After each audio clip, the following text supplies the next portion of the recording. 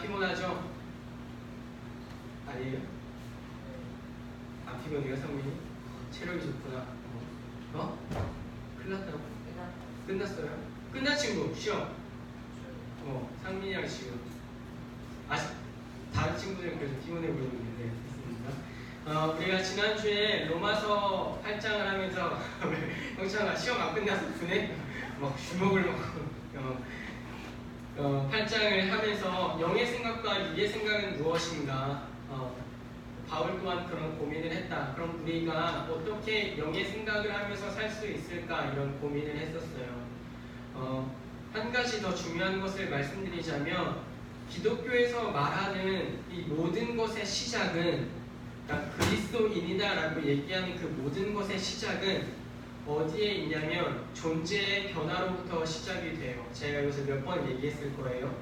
그럼 영의 생각을 하려면 가장 우선적으로 어떤 것이 있어야 하냐면 우리가 영적인 존재로 다시 거듭나야 한다는 것이죠.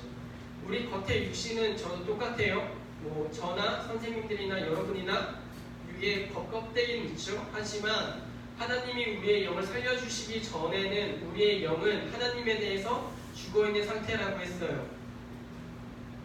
네, 날마다 새롭죠, 말씀이. 네, 죽어있는 상태라고 했어요.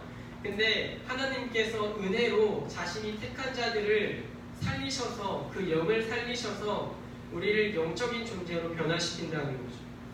그럼 이렇게 질문을 해볼까요? 여러분이 생각했을 때에 혹은 여러분이 생각하기에 주변에 그리스도인이나 신앙인의 그 기준이 있을 거예요. 저런 사람이 신앙생활 하는 것 같구나, 저런 사람이 그리스도인이다라고 얘기하는 거구나 하는 사람이 있을 거예요. 하지만 그런 사람이 아니어도 신앙인일 수 있고 그런 사람이 아니어도 그리스도인일 수 있어요. 왜냐하면 신앙의 단계에 따라서 어떤 사람은 영의 생각을 각 믿음을 가진 사람보다 좀 더 많이 할 뿐이죠. 이것은 존재의 변화 이후의 차이지 우리가 근원적으로 구원을 받는다라고 얘기했을 때는 제가 얘기했죠? 작은 믿음도 뭐다? 민사야, 작은 믿음도 뭐다? 그렇죠. 믿음이라는 거. 그래서 중요한 건 작은 믿음이 있느냐 큰 믿음이 있느냐가 아니라 그 사람에게 믿음이 있느냐가 사실은 제일 중요한 질문입니다. 하나님은 자신이 택하신 사람에게 자신의 사랑하는 아들을 믿는 믿음을 주세요. 그 아들을 믿는 믿음이라는 것은 십자가에서 나의 죄, 그리고 민서의 죄, 혹은 형찬이의 죄, 이 개인의 죄들을 짊어지시고 죽으신 분을 믿는 것이죠. 하지만 이 믿음을, 이 지식을 듣고 배울 수는 있어요. 그렇죠, 상민아? 듣고 배울 수는 있어요. 하지만 믿는 것은 다른 문제예요. 아는 것과 믿는 것은 다른 문제예요. 그래서 이 아는 것과 믿는 것에는 한 가지 차이가 있는데 바로 이 존재의 차이가 있다는 것이에요. 뭐 좀 어려운 얘기를 했고요. 오늘 그래서 이제 이 성령으로 인해서 영의 생각을 하려고 살아가는 우리 존재, 그리스도인들에게 바울은 이렇게 얘기를 해요. 17절에 후반부입니다. 그와 함께 영광을 받기 위하여 고난도 함께 받아야 한다. 이 기독교라는 종교에서 빼놓을 수 없는 단어는 아마 고난이에요. 여러분은 어떤 고난을 받고 계시죠? 예수님을 믿기 위해서 어떤 고난을 받고 있어요? 지금 주일에 오는 거 고난이죠? 고난이에요, 아니에요? 주일에 교회 오는 거. 난 고난 아닌데. 네, 이거 고난이 아닌 것 같아요. 주일에 교회 오는 거. 그럼 고난은 뭘까요? 근데 바울은 이 고난을 크게 두 가지로 얘기해요. 첫 번째는 외적인 핍박을 얘기해요. 당시 로마 교회가 우리처럼 이렇게 더우면 에어컨 틀고 추우면 히터 켜고 지금 여기 이 예배당을 아무도 막 누가 와서 횡포를 부릴 수는 없겠죠. 그럼 횡포를 부린다 한들 제압할 수 있겠죠? 누가요? 제가요? 그럼요. 제가 또 요즘 호심술. 그리고 저에게 든든한 이제 민서가 있기 때문에 둘이면 뭐 어른 한 명 정도는 제압할 수 있지 않겠습니까? 근데 제압하고 끌어내면 돼요. 왜 우리의 예배 드리는 것을 방해하느냐고 끌어내면 돼요. 하지만 이 초대교회 로마 교회는 로마 군사들이 찾아와서 합법적으로 예배를 드리고 있는 사람들을 죽일 수도 있고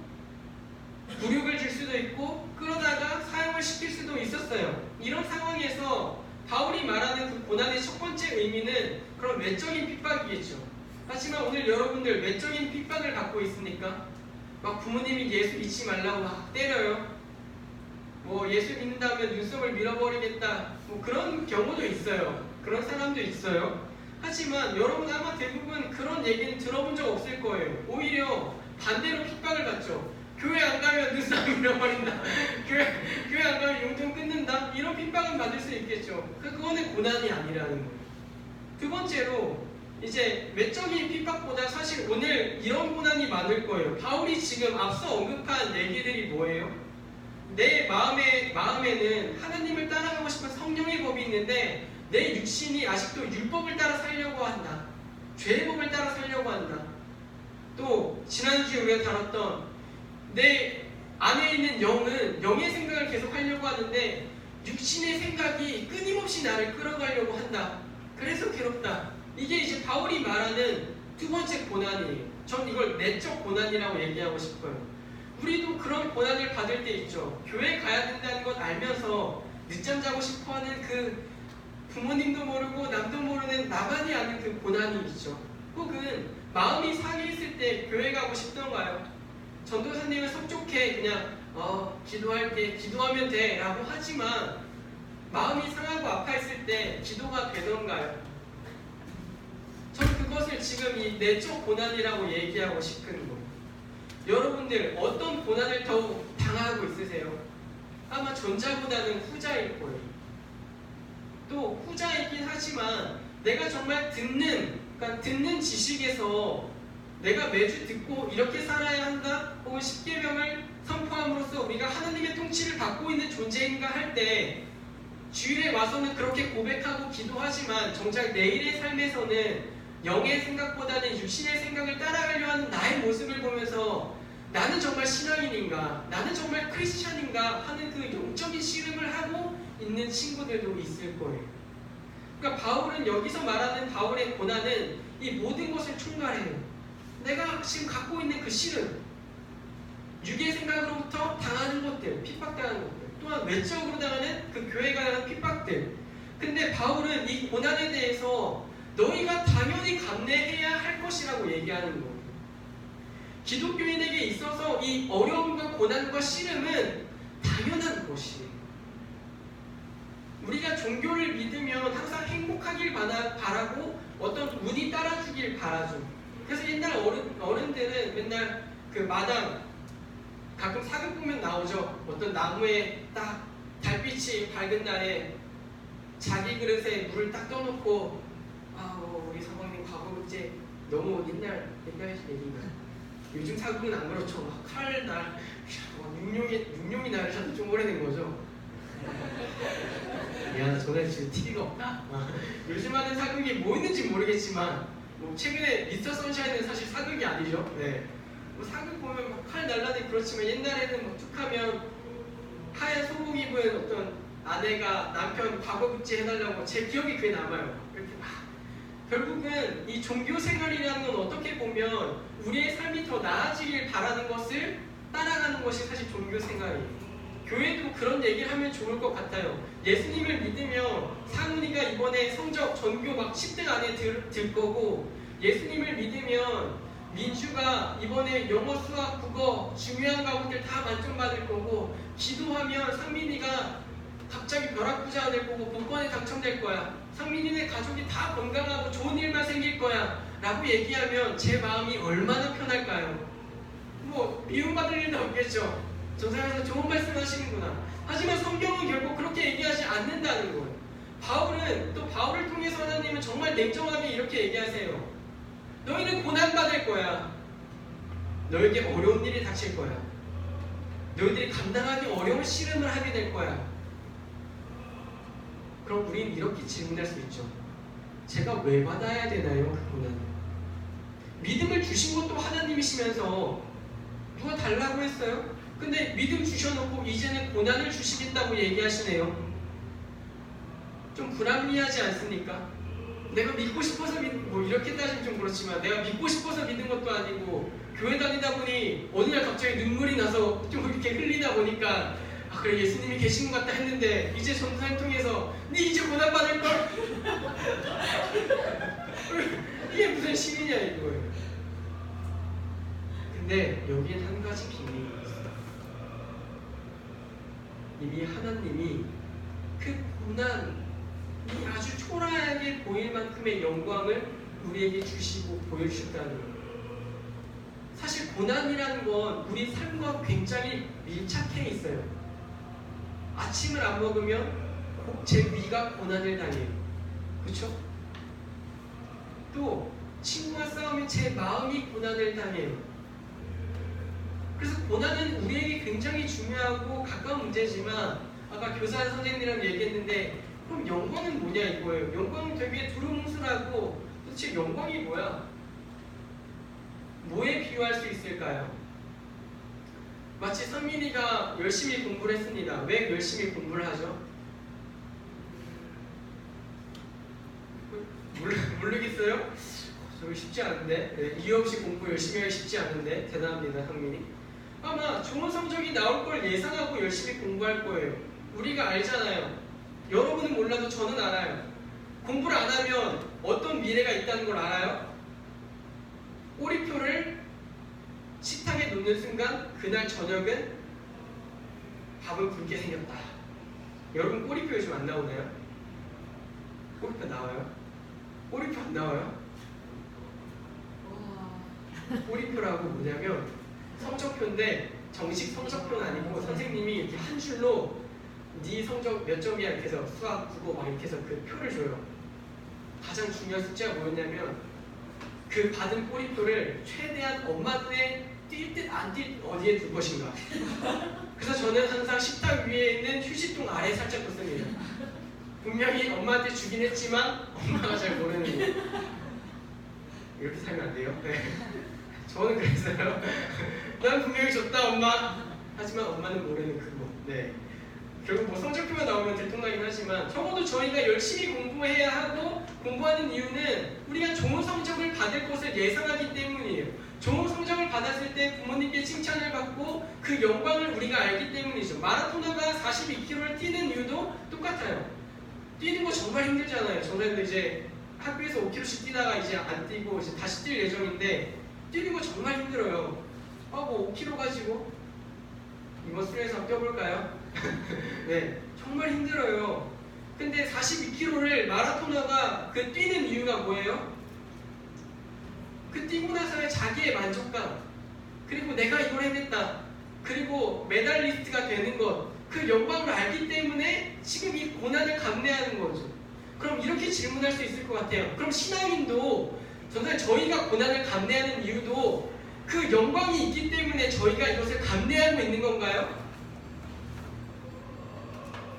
아니에요. 저희는 그 영광을 위해서 감내하고 참는 게 아니에요. 저희는 오히려 반대로 하나님께서 그 영광을 우리에게 주셨기 때문에 지금 이 땅의 고난을 감내하는 것이죠. 이게 어떤 차이가 있는지 한번 얘기해 볼게요. 세상의 종교에서는 많은 것들을 참으면서 감내해요. 그래서 1000번씩 절을 하기도 하고, 무슬림에서 극단적인 사람들은 자신의 몸에 폭탄을 두르고 자살 테러까지 해요. 왜냐하면 그 사람들은 그것을 해야 자신에게 하늘에서 보상이 있다라고 얘기하기 때문이에요. 하지만 저희는 반대예요. 하나님께서 먼저 우리에게 믿음을 주시고 그 영광을 비춰주세요. 그 영광은 무엇이냐면 딱 하나예요. 그리스도의 영광이에요.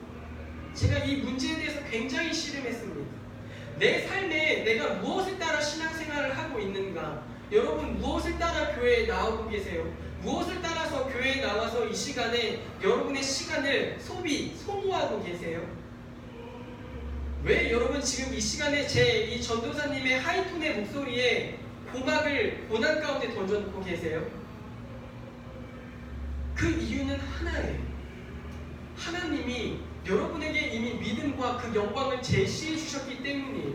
아니 전도사님, 저에게는 믿음도 없는 것 같고 그 영광의 빛이 보이는 것 같지도 않은데 어떻게 그렇게 말씀하세요? 그럼 한번 찾아봅시다. 예수님이 영광스럽게 변화되셨어요. 근데 그 과정이 어떻게 되셨죠? 예수님은 하나님의 뜻에 순종하셔서 고난을 받으시고 십자가에 달리시고 하늘의 우편에, 하나님의 우편에 앉아 계세요. 맞죠? 이 정도는 아는 내용이죠. 우리 성경에서 아는 내용이에요. 그럼 예수님은 고난을 감내하심으로 그 영광을 성취하셨어요. 근데 예수님이 우리에게 바라시는 건 너희도 똑같이 고난을 감내함으로 영광을 성취해라가 아니에요.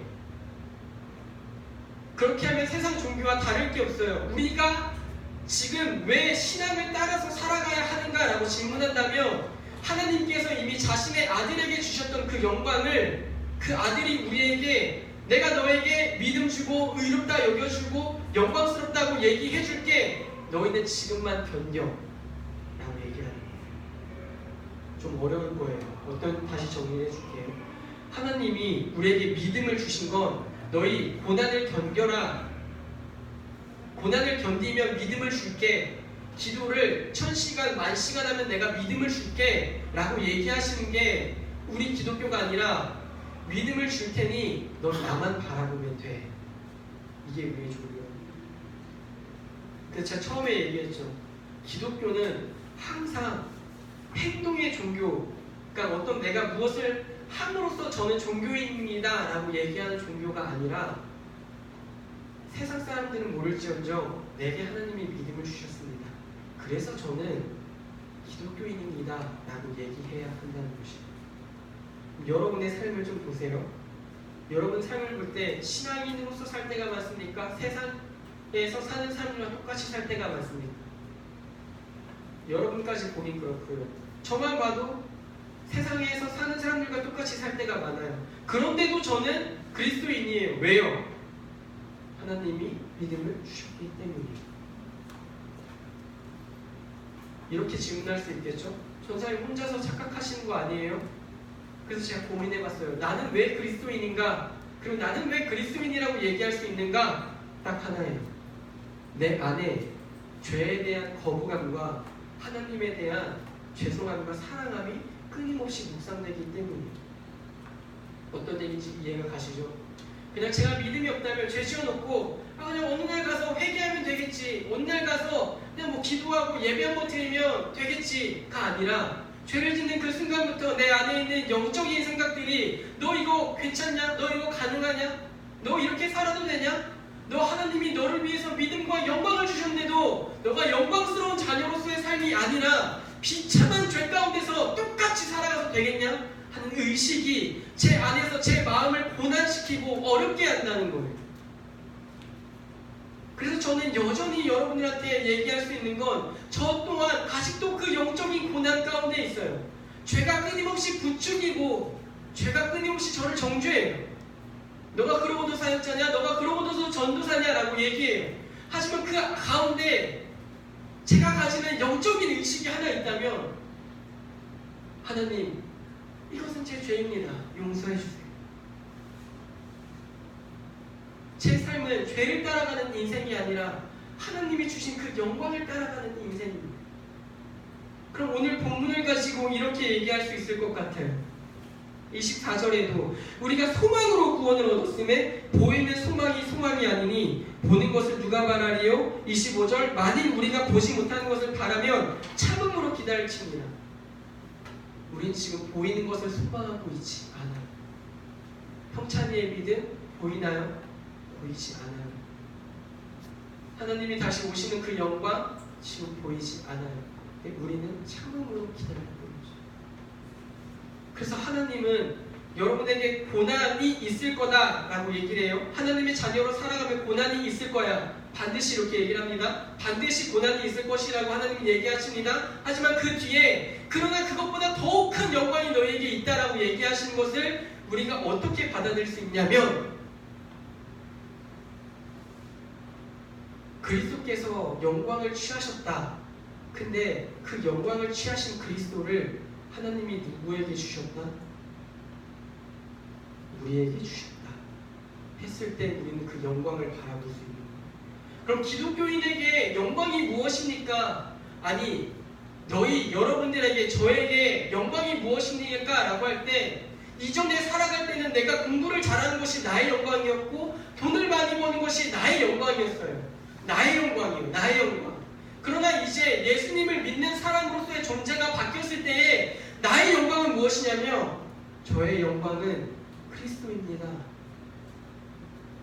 이 고백이 신자의 고백이다. 믿는 사람의 고백이 되어야 한다. 여러분의 영광은 무엇입니까? 여러분의 삶을 살아가는 그 목표는 무엇입니까?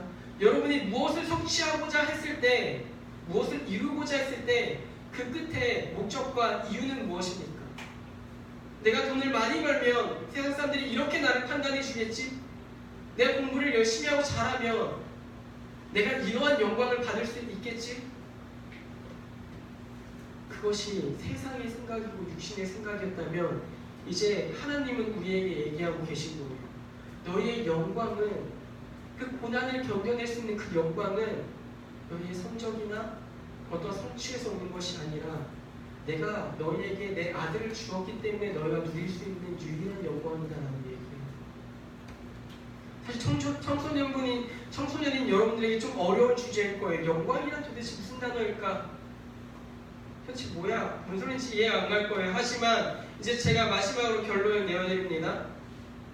여러분의 삶에 이제 유일한 영광은 여러분을 위해 대신 죽으신 그리스도밖에 없습니다. 그래서 성경은 사나 죽으나 먹든지 마시든지 무엇을 위해서 하라고 얘기합니까? 하나님의 영광을 위해서 행해라 라고 얘기합니다. 사랑하는 여러분, 이것을 기억해 주시기 바랍니다. 시험 공부 열심히 하세요. 또 착하게 살려고 발버둥 치시고 노력하세요. 하나님의 말씀대로 살려고 기도하고 말씀 앞에 항상 무릎 꿇으세요. 하지만 그 최종적인 목표가 자신을 위함이 아니라 하나님께서 주신 그 영광을 위함이라는 것을 꼭 기억했으면 좋겠어요. 저의 삶도 그랬으면 좋겠고 제 삶의 마지막도 그랬으면 좋겠어요.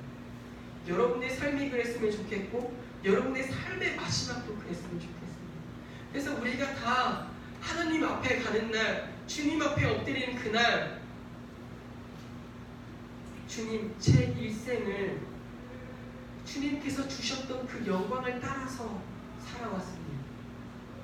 주님께서 주셨던 그 사랑과 믿음을 따라서 제가 살려고 했습니다. 제가 하는 일 무엇이든지 하나님의 영광을 위해서 하려고 했습니다. 아시죠? 라는 질문을 우리가 던질 수 있는 그런 신앙인이 되었으면 좋겠습니다. 말씀을 마무리하려고 합니다. 여러분은 하나님이 믿음을 주신 주님의 영광스러운 자녀입니다. 잠시의 고난 가운데 있을 때에 우리가 고난에 집중하고 고난을 바라보기보단 우리에게 주신 하나님의 영광이었던 그 그리스도를 묵상했으면 좋겠습니다. 그 고난은 결코 쉽지 않을 겁니다. 마음이 무너지고 찢어질 때도 있을 것입니다. 그러나 그 마음의 찢어짐보다 크고 놀라우신 하나님께서 여러분을 오늘 여전히 그 영광의 자리 가운데로 부르고 계시다는 것을 기억했으면 좋겠습니다. 우리 한 가지 기도 제목으로 함께